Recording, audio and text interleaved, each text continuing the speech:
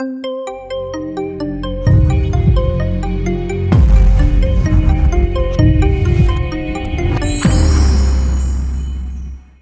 this video, I'll be showing you how I replaced this broken driver's side taillight on this Nissan Xterra. First, open the rear hatch so you can access the taillight assembly. Along the right edge of the taillight, you'll see two mounting bolts. There are two 10mm hex-headed bolts with an integrated washer. So I used a 10mm socket to remove the two bolts.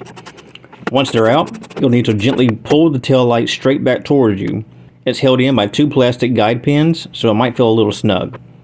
Next, you'll see the bulb sockets connected to the back of the housing. Just twist each socket counterclockwise to unlock it and pull it out of the old housing.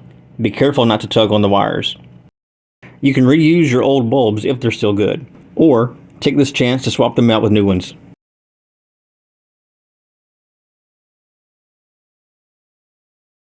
Grab your new taillight assembly and insert the bulb sockets into the matching holes. Twist them clockwise to lock them in.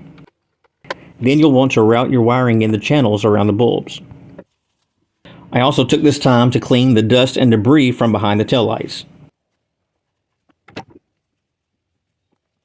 Once that's done, line up the plastic pins and press the housing back into place until it clicks in and sits flush with the body.